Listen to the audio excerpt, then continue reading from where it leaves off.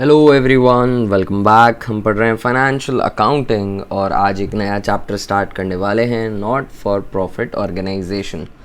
Definitely ये chapter आपने अपने स्कूल डेज़ में पढ़ा होगा और कॉन्सेप्ट वाइज चैप्टर उतना ही रहता है, बस क्वेश्चन कुछ अलग तरीके के, कुछ एक्स्ट्रा लेवल के क्वेश्चंस हमें अप्रोच करने हैं। But I will start this chapter as if you know nothing about it.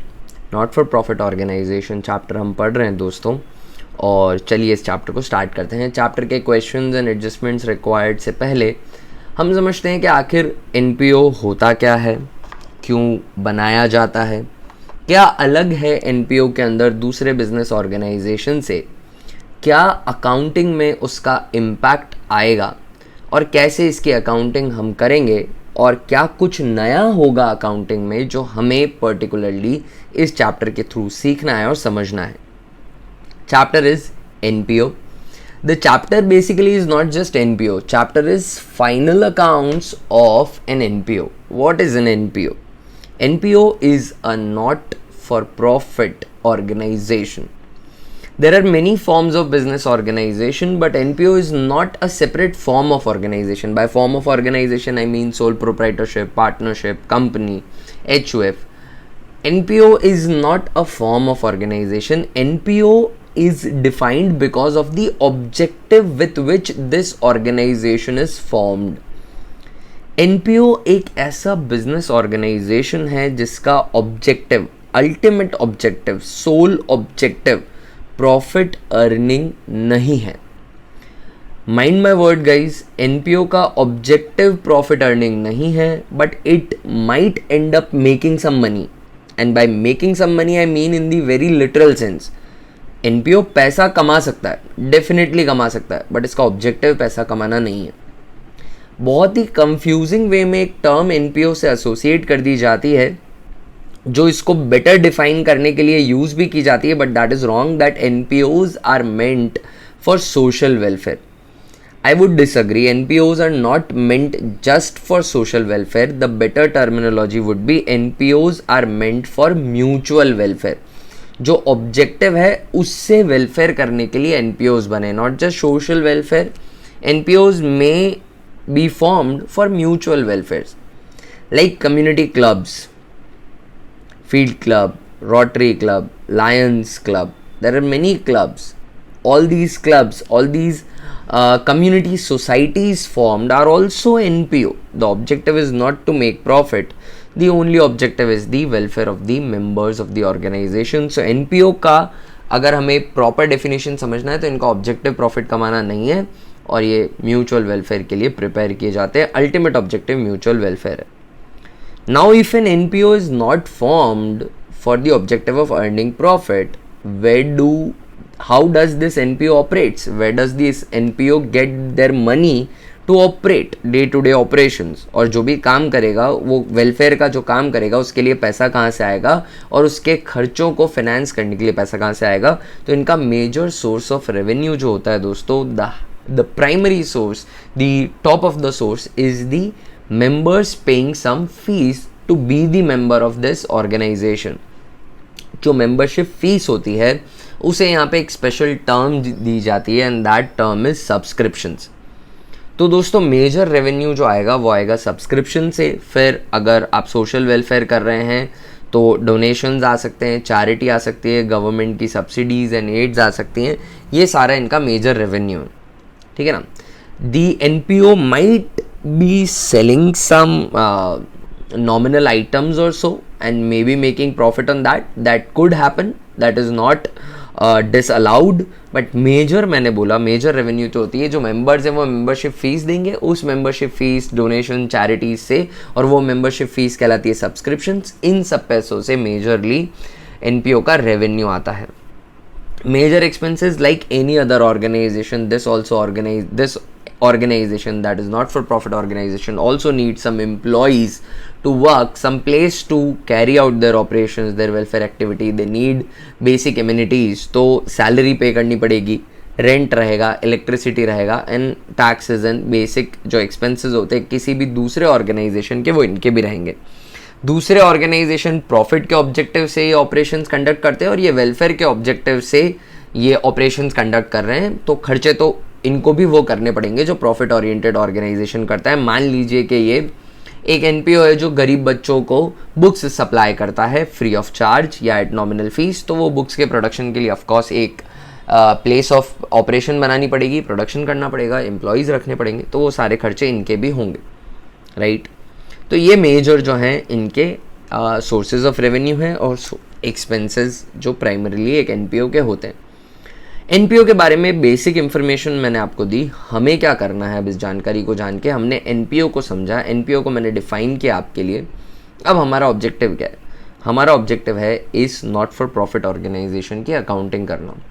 क्या नया है इस एनपीओ की अकाउंटिंग में? नया ये है कि इसके अंदर एक नॉर्मल प्रॉफिट ओरिएंटेड ऑर्गेनाइजेशन जितने एलैबोरेट ट्रांजैक्शंस नहीं होते, उतनी ज़्यादा बिजनेस एक्टिविटीज़ नहीं होती, बहुत ही नैरो सेंस में इसके बिजनेस ऑपरेशंस कंडक्ट किए जाते हैं और वैरायटी ऑफ ट्रांजैक्शन, जो कॉम्प्लेक्सिटी ऑफ ट्रांजैक्शन है वो काफ़ी लिमिटेड है।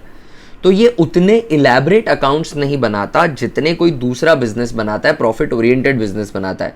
प्रॉफिट ओरिएंटेड बिजनेस की अगर अकाउंटिंग प्रोसेस समझूं मैं, तो जर्नल या सब्सिडरी बुक्स मेंटेन की जाएंगी, फिर लेजर बनाए जाएंगे, ट्रायल बैलेंस बनाया जाएगा, बहुत सारी कैश बुक प्रिपेयर की जाएगी, purchase book, sales book, journal proper, sales return, purchase return, bills receivable, bills payable, एक लोन अकाउंट मेंटेन किया जाएगा, गुड्स के इन एंड आउट के अकाउंटिंग की जाएगी। बहुत ज़्यादा एलेबरेट अकाउंटिंग होती है, but because of the nature of NPO, क्योंकि ये एक छोटे लेवल पे वेलफेयर के लिए काम कर रहे हैं, इवन एक ग्रैंड लेवल पे कर रहे हो बट वेलफेयर के लिए काम कर रहे हैं, तो वैरायटी ऑफ ट्रांजेक्शन्स काफ़ी लिमिटेड होता है। तो अकाउंट्स प्रिपेयर्ड यहाँ पर मेजरली 3 अकाउंट्स ही प्रिपेयर किए जाते हैं।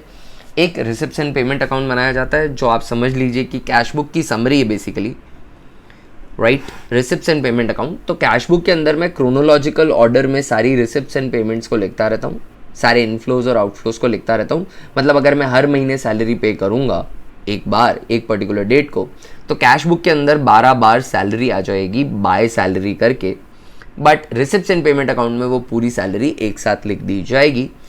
तो एक अकाउंट प्रिपेयर करता है NPO, that is receipts and payment account. इसकी कैश पोजीशन को समझने के लिए receipts and payment account majorly इसलिए बनाया जाता है क्योंकि मोर और less majority of the transactions of an NPO are happening on cash basis. तो कैश बुक सफाइस कर देती है सारे ट्रांजैक्शंस को, इनफ्लोज एंड आउटफ्लोज को। और जो कुछ भी अक्रूवल कॉन्सेप्ट से इन्फ्लुएंस हो जाते हैं, यानी आउटस्टैंडिंग, अक्रूड, अनअर्न्ड, प्रीपेड जैसे एडजस्टमेंट आ जाते हैं, वो रिसिप्ट्स एंड पेमेंट के साथ इनकॉर्पोरेट करके फिर फाइनल अकाउंट्स भी बनाए जा सकते हैं प्रॉफिटेबिलिटी कंप्यूट करने के लिए। तो एक मेजर प्राइमरी अकाउंट रहेगा जो है रिसिप्ट्स and payment account. Receipts and payment account के बाद जो हमें बनाने हैं वो हमारे फाइनल अकाउंट्स बनाने, ये पता करने के लिए कि एनपीओ ने इस साल, देखिए प्रॉफिट, क्योंकि नॉट फॉर प्रॉफिट ऑर्गेनाइजेशन है तो प्रॉफिट वर्ड यूज़ करना करेक्ट नहीं होगा, प्रॉपर नहीं होगा। तो यहाँ पर या तो इन्होंने कुछ पैसा अप किया है यानी सरप्लस बनाया है, या कुछ पैसा डूब गया है तो डेफिसिट इंकर किया है। ये कैलकुलेट करने के लिए एक अकाउंट बनाया जाएगा, that is income and expenditure account. एक नॉमिनल अकाउंट है। रफ वर्ड्स में कहूँ तो बेसिकली एनपीओ की प्रॉफिटेबिलिटी कंप्यूट करने के लिए बनाया है। एनपीओ के सारे खर्चे लिख दिए जाएंगे, सारी इनकम लिख दी जाएगी, और फिर अक्रूवल कॉन्सेप्ट को फॉलो करते हुए, यानी मान लीजिए कि अगर कोई मेंबर है जिनकी मेंबरशिप फीस नहीं आई है बट इस साल अक्रू हो चुकी है, इस साल ड्यू हो चुकी है, तो उसे मैं इनकम कंसिडर कर लूँगा। और मान लीजिए कोई रेंट है एनपीओ का जो इन्होंने पे नहीं किया है बट अक्रू हो चुका है, तो उसे भी रिकॉर्ड कर लूँगा। इस अक्रूवल बेसिस पे income and expenditure account form करके सरप्लस या डेफिसिट पता किया जाएगा और बैलेंस शीट प्रिपेयर कर ली जाएगी एनपीओ की, ताकि उसकी फाइनेंशियल पोजीशन दिखाई जा सके। तो एनपीओ जो अकाउंट्स प्रिपेयर करता है वो बेसिकली हैं दोस्तों 2 अकाउंट्स और एक statement. First is receipts and payment account, second is income and expenditure account, ये फाइनल अकाउंट है। रिसिप्ट्स एंड पेमेंट अकाउंट एक एनुअल समरी है कैश बुक की, और बैलेंस शीट एक स्टेटमेंट है फाइनेंशियल पोजीशन प्रेजेंट करने के लिए। हमारा चैप्टर है final accounts of not for profit organisation, और फाइनल अकाउंट्स में बेसिकली हमें इनकम एंड एक्सपेंडिचर बनाना और बैलेंस शीट बनानी है। दोस्तों एनपीओ की जो बेसिक अकाउंटिंग है, बेसिक जर्नल एंट्रीज हैं, वो बदलेंगी नहीं, वो जैसी डलती हैं नॉर्मल बिजनेस में वही डलेगी। अगर एनपीओ सैलरी पे करेगा तो वो भी सैलरी टू कैश या बैंक डालेगा, अगर आउटस्टैंडिंग होगी तो सैलरी टू आउटस्टैंडिंग सैलरी डालेगा। तो हमें बेसिकली उसको समझना है ही नहीं, वो हम बहुत डिटेल में जानते हैं। हमारा ऑब्जेक्टिव यहाँ क्या है? फाइनल अकाउंट्स को समझना। फाइनल अकाउंट्स प्रिपेयर किए जाएंगे बट हमारे पास फाइनल अकाउंट्स प्रिपेयर करने के लिए कितनी सपोर्ट बुक्स होंगी। एक प्रॉफिट ओरिएंटेड ऑर्गेनाइजेशन के लिए हमारे पास क्या होता है, ट्रायल बैलेंस होता है और एडजस्टमेंट्स होते हैं।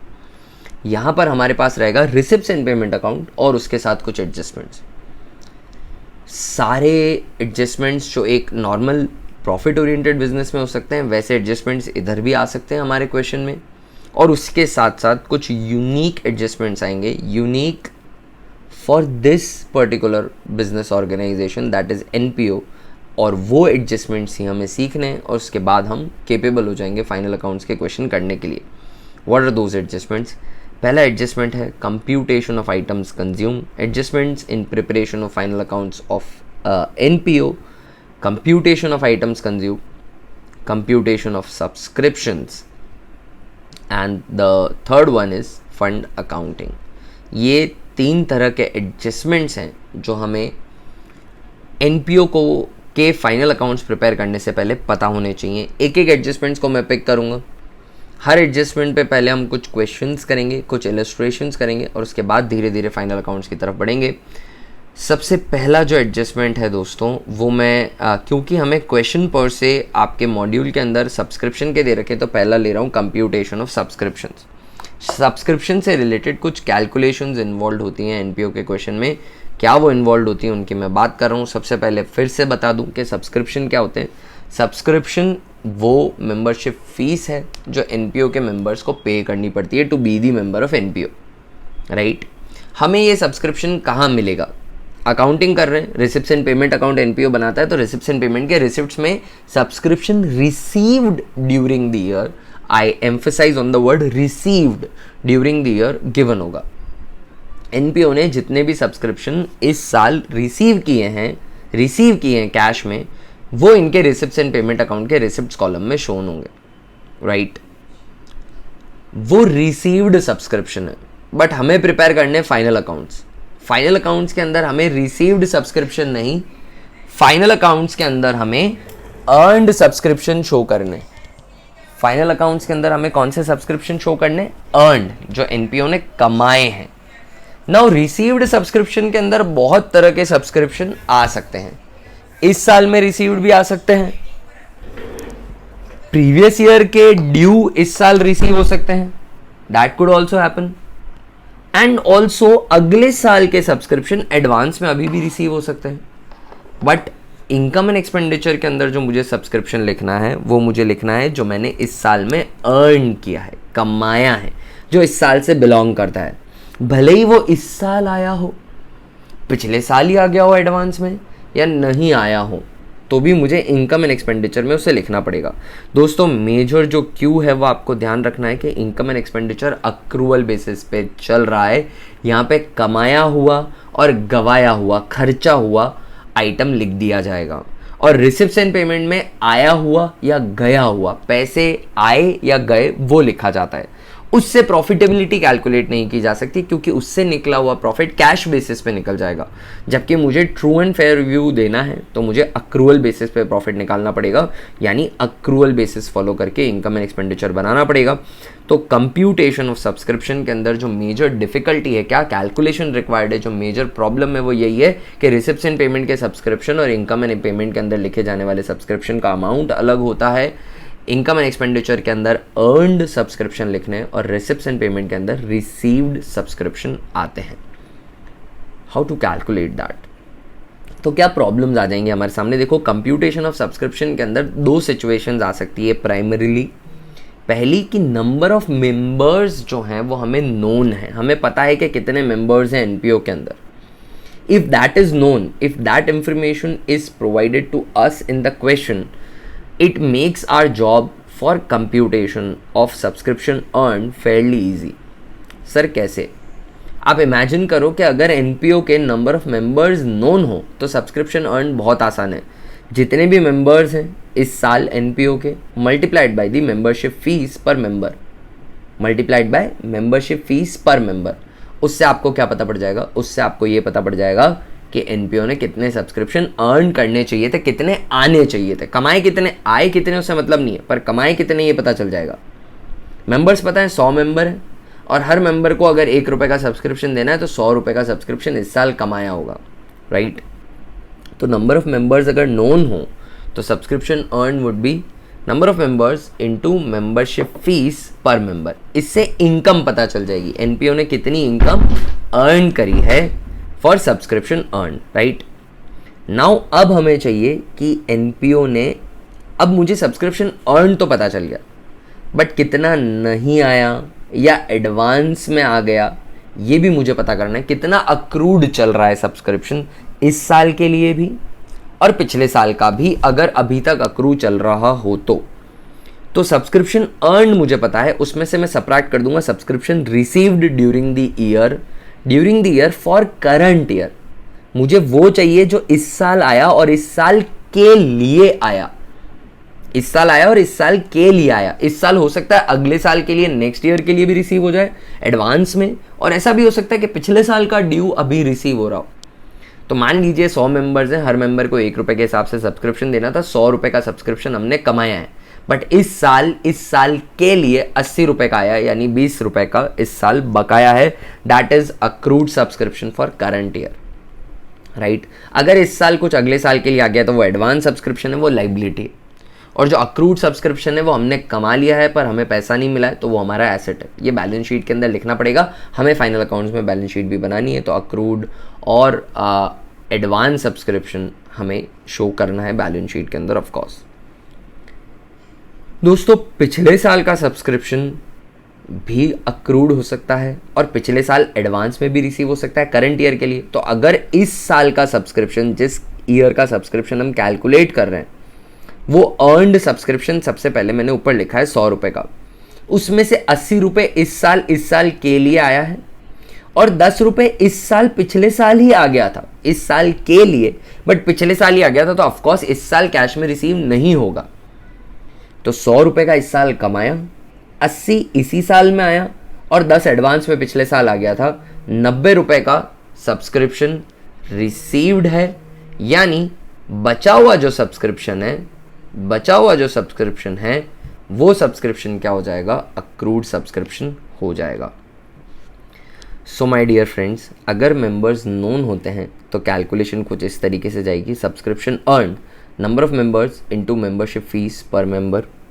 इससे पता पड़ेगा सब्सक्रिप्शन अर्न, उसमें से हम सबट्रैक्ट कर देंगे subscription receive during the current year for current year, फिर सबट्रैक्ट कर देंगे subscription received in advance in previous year for current year, पिछले साल जो रिसीव हुआ एडवांस में इस साल के लिए, इसके बाद भी अगर कुछ बचता है तो वो अक्रूड सब्सक्रिप्शन है करंट ईयर का। हो सकता है पिछले साल का भी कुछ अक्रूड चल रहा हो दोस्तों, एक सेपरेट कैलकुलेशन इन्वॉल्व हो जाएगी, इसलिए एक सेपरेट कैलकुलेशन इन्वॉल्व हो जाएगी इसके लिए। वो सेपरेट कैलकुलेशन क्या हो जाएगी, accrued subscription of previous year, accrued subscription of previous year question में नोन होगा। पिछले साल मान लीजिए कुछ सब्सक्रिप्शन आना बाकी था, मतलब पिछले साल मेंबर्स ने नहीं दिया था, मान लीजिए 50 रुपीज़ का बाकी था, और इस साल भी वो 50 रुपीज़ फुल्ली रिकवर नहीं हुआ है, उसमें से 40 रुपीज़ ही रिकवर हुआ है, यानी 10 रुपये अभी भी अक्रूड चल रहा है। तो पिछले साल जो 50 की एसेट थी, अक्रूड थी, प्रीवियस ईयर का सब्सक्रिप्शन, इस साल वो 10 रुपये का अक्रूड अभी भी है, तो इस साल की बैलेंस शीट में एसेट के अंदर दिखाना उसको बिल्कुल फेयर है। मेरे कुछ सब्सक्रिप्शन इस साल के लिए बाकी हैं, वो अक्रूड सब्सक्रिप्शन है करंट ईयर के, बिल्कुल बैलेंस शीट के एसेट साइड में दिखाऊंगा, और 10 रुपए के सब्सक्रिप्शन पिछले साल के अभी भी बाकी हैं, तो वो भी मैं एसेट साइड में दिखाऊंगा। तो accrued subscription of previous year opening asset की तरह शो हो जाएगा, वो ओए लिखने का मतलब ओपनिंग एसेट है। उसमें से subscription received in current year for previous year में सबट्रैक्ट कर दूंगा, तो मुझे पता पड़ेगा subscription that is still accrued in the current year for previous year. ये मैं क्लोजिंग एसेट में लिखूंगा, accrued subscription for current year closing asset पे लिखूंगा, और जो सब्सक्रिप्शन एडवांस में मिल गया था प्रीवियस ईयर में उसको ओपनिंग लायबिलिटी में लिख दूंगा, और जो सबसे पहले मैंने मल्टीप्लाई किया number of members into membership fees per member, ये क्वेश्चन में दे रखा होगा, इसको मैं इनकम साइड में लिख दूंगा। Computation of subscription when members are known, all we have to do is multiply the number of members with subscription for each member, we will get our subscription earn. इसमें इस साल जो आया इस साल के लिए वो माइनस कर दो, पिछले साल जो आ चुका है ऑलरेडी एडवांस में इस साल के लिए वो भी माइनस कर दो, इस साल का अक्रूड पता चल जाएगा, पिछले साल के अक्रूड में से इस साल जो आया इस साल के लिए वो माइनस कर दो, तो अभी भी जो अक्रूड है पिछले साल का वो पता पड़ जाएगा। दोनों को ही क्लोजिंग एसेट में लिख देना है। पिछले साल का अक्रूड ओपनिंग एसेट की तरह लिखा जाएगा, पिछले साल एडवांस में रिसीव हुआ करंट ईयर के लिए ओपनिंग लायबिलिटी में लिखा जाएगा। हमें बैलेंस शीट प्रिपेयर करते वक्त दोस्तों, फाइनल अकाउंट्स प्रिपेयर करते वक्त ज़रूरत पड़ सकती है कि ओपनिंग बैलेंस शीट भी बनानी पड़े, फिर इनकम एंड एक्सपेंडिचर अकाउंट बनाना पड़े और फिर क्लोजिंग बैलेंस शीट बनानी पड़े। तो ओपनिंग बैलेंस शीट में क्या क्या आइटम्स जाएंगे हमारे एडजस्टमेंट से, उनकी मार्किंग में डिमार्केशन यहाँ दे चुका हूँ। OL is opening liability, CA is current assets, and you are smart enough to construe the all other adjustments, all other short forms that I've used. Now, if number of members is unknown to me, मुझे number of members बता ही नहीं रखे इन्होंने, मुझे सिर्फ इतना बता रखा है कि सब्सक्रिप्शन कितना रिसीव हुआ इस साल, रिसिप्ट्स एंड पेमेंट के अंदर सब्सक्रिप्शन रिसीव्ड दे रखा है। बट रिसीव्ड से एक प्रॉब्लम है कि इस रिसीव्ड में करंट ईयर के लिए भी रिसीव्ड हो सकता है, फॉलोइंग ईयर अपकमिंग ईयर के लिए एडवांस में भी रिसीव हो सकता है, पास्ट ईयर्स का अक्रूड भी रिसीव हो सकता है। मुझे सिर्फ इस साल का अर्न चाहिए, और हो सकता है कि कुछ इस साल का जो आना चाहिए था नहीं आया। तो क्या किया जाएगा दोस्तों, एक सिंपल सा स्टेटमेंट है, इसको एज इट इज लिख देना है। अगर कोई एडजस्टमेंट नहीं होता है तो वहाँ डैश लग जाएगा। मेंबर्स अगर अननोन है, subscription receive during the year receipts and payment account से मिलेगा आपको, रिसिप्ट साइड में लिखा हुआ है। इसके अंदर आप ऐड कर देंगे accrued subscription for current year, specifically for current year, not total accrued, only that accrued that belongs to this particular year, वो accrued आप ऐड कर देंगे, क्योंकि वो आ जाना चाहिए था पर इस साल नहीं आया, यानी रिसिप्ट्स में शो नहीं होगा। लेस कर देंगे accrued subscription of previous year received in current year, previous year का कोई अक्रूड जो इस साल आया हो, जो सिर्फ इस साल आया हो, क्योंकि जो आया है वही रिसिप्ट्स में जुड़ा हुआ होगा। हो सकता है पिछले साल का अक्रूड 50 हो बट इस साल 40 ही आया, तो आप 50 सब्ट्रैक्ट नहीं करेंगे, सिर्फ 40 सब्ट्रैक्ट करेंगे, क्योंकि रिसिप्ट्स एंड पेमेंट में वो रिसिप्ट चाहिए जो कैश में आई है अक्रूड की। तो accrued subscription of previous year received in current year का अक्रूड ऐड कर देंगे, प्रीवियस ईयर का अक्रूड जो रिसीव हुआ है करंट ईयर में वो सब्ट्रैक्ट कर देंगे। पिछले साल कुछ एडवांस में आ गया था करंट ईयर के लिए, तो वो इनकम इस साल की है, इस साल रिसिप्ट्स में ऑफकोर्स नहीं आया होगा क्योंकि उसका पैसा पिछले साल ही आ गया, तो उसे भी ऐड कर देंगे। और अगर इस साल कुछ अगले साल के लिए एडवांस आ चुका है, तो वो इस साल की इनकम नहीं है बट रिसिप्ट्स में आई होगी क्योंकि कैश में आई है, तो उसे सब्ट्रैक्ट कर देंगे, उसे अगले साल की इनकम में जोड़ा जाएगा। इस साल की इनकम में हम नहीं जोड़ सकते हैं। ये सारे एडजस्टमेंट करने के बाद हमें इनकम सब्सक्रिप्शन अर्न मिल जाएगी, वो हमें इनकम में लिखनी है। फिर से बता देता हूँ, अगर मेंबर्स अननोन हो स्टेटमेंट, देखिए शॉर्ट या ब्रीफ में याद रखना है तो आप ये भी याद रख सकते हैं कि करंट ईयर का अक्रूड ऐड करना है, प्रीवियस ईयर का अक्रूड सब्ट्रैक्ट करना है, प्रीवियस ईयर का एडवांस ऐड करना है क्योंकि इनकम इस साल की है वो, और नेक्स्ट ईयर के लिए जो एडवांस अभी रिसीव हो गया वो सब्ट्रैक्ट कर देना है। बट इसमें कुछ ट्रिक्स हो सकती हैं, ये हो सकती है कि प्रीवियस ईयर का अक्रूड आप पूरा सब्ट्रैक्ट नहीं कर सकते, सिर्फ वो सब्ट्रैक्ट करना है जो करंट ईयर के लिए आया था, करंट ईयर में रिसीव हुआ है कैश में, और प्रीवियस ईयर का एडवांस जो सिर्फ करंट ईयर से बिलोंग करता है सिर्फ वही ऐड करना है। एडवांस इस साल जो रिसीव हुआ वो पूरा सब्ट्रैक्ट कर देना है, और इस साल का जितना भी अक्रूड है वो भी पूरा ऐड कर देना है। ये कुछ एडजस्टमेंट्स रिक्वायर्ड होते हैं एनपीओ के प्रिपरेशन में। 3 एडजस्टमेंट्स रिक्वायर्ड होते हैं दोस्तों, computation of items consumed, computation of subscriptions end fund accounting. आज के इस पर्टिकुलर वीडियो में मैंने आपको समझाया computation of subscription. Following videos में हम सब्सक्रिप्शन से रिलेटेड क्वेश्चंस करेंगे कुछ, उसके बाद बचे हुए एडजस्टमेंट में पे भी मैं आऊँगा। So that's it for this particular video. You have to learn the adjustments as well and also understand the logic and the concept behind it. Otherwise the question might confuse you. उनकी language ऐसे frame हो सकती है कि आप अगर इनको सिर्फ क्रैम करके जा रहे हैं, आप लॉजिक नहीं समझ रहे कि किस अक्रूड की मैं बात कर रहा हूँ। सबसे पहली बात तो अक्रूड, आउटस्टैंडिंग ये एकदम अच्छे से आ जाना चाहिए। Why? Because see common accounting में जो टर्मिनोलॉजी यूज़ की जाती है that is outstanding is used for expense and accrued is used for income. But sometimes the framer of the question might use outstanding for subscription. So outstanding subscription means accrued subscription. Outstanding is from the member's perspective कि member को देना बाकी है और मुझे मिलना बाकी, मेरे लिए इनकम है। मैं accrued subscription वर्ड यूज़ करूँगा, बट आपको ध्यान रखना है कि अगर सब्सक्रिप्शन के लिए आउटस्टैंडिंग वर्ड यूज़ है दैट मीन्स वो accrued है, और एडवांस वर्ड यूज़ है तो पहले मिला हुआ है अपने अनअर्नड सब्सक्रिप्शन है, राइट? ये बात ध्यान रखनी है। अच्छे से इसे लर्न करिएगा, इस वीडियो को अच्छे से समझिएगा, एक बार हाथ से लिखिएगा ये पूरा स्टेटमेंट, दोनों सिचुएशंस को ढंग से समझिएगा, फिर क्वेश्चंस वाले वीडियो पे आइएगा। That's it for this particular video. I will see you in the next one. Until that time, bye guys.